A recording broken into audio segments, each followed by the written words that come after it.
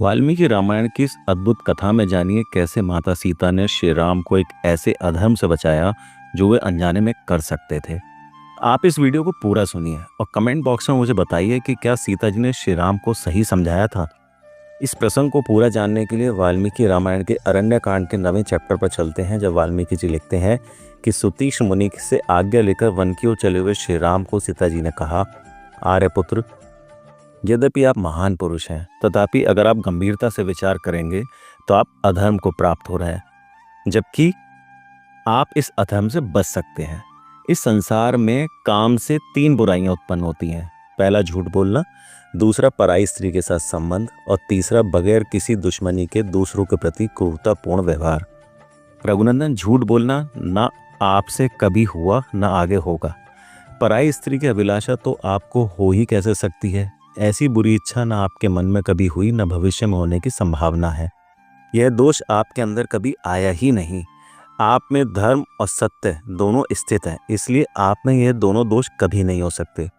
परंतु आपने दंडकारण्य निवासी ऋषियों की रक्षा के लिए युद्ध में राक्षसों का वध करने की प्रतिज्ञा की है। यही मेरी चिंता का कारण है और मैं यही विचार कर रही हूँ कि आपका कल्याण कैसे हो। मुझे आपका दंडकारण्य में जाना अच्छा नहीं लगता। इसका कारण मैं आपको बताती हूँ। आप हाथ में धनुष बाण लेकर अपने भाई के साथ वन में आए हैं। संभव है समस्त राक्षसों को देखकर आप अपने बाणों का प्रयोग कर बैठे।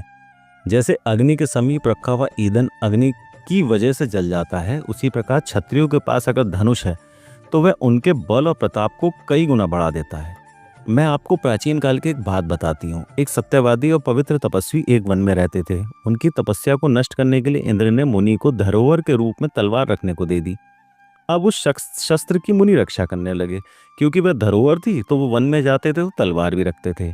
धीरे धीरे वह तलवार उनकी तपस्या को खत्म करते हुए उनके मन पर हावी हो गई। अब वह अनजाने में ही उस तलवार से जंगली जानवरों पर क्रूरता करने लगे और उनकी बुद्धि उस एक शस्त्र को साथ में रखने पर उन्हें नरक में ले गई। इसलिए शस्त्र साथ में होने पर हृदय में विकार उत्पन्न हो ही जाता है। आपको धनुष लेकर बिना किसी कारण के ही दंडकारण्य के राक्षसों के वध का विचार नहीं करना चाहिए। बिना अपराध के किसी को मारना संसार के लोग अच्छा नहीं समझते।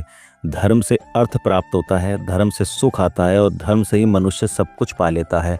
इस संसार में धर्म ही आधार है। मैंने आपकी सेवा में ये बातें निवेदन कर दी। वास्तव में आपको धर्म का उपदेश करने में कौन समर्थ है। आप इस विषय में अपने छोटे भाई के साथ बुद्धिपूर्वक विचार कर लें, फिर आपको जो ठीक लगे उसे ही शीघ्रतापूर्वक करें।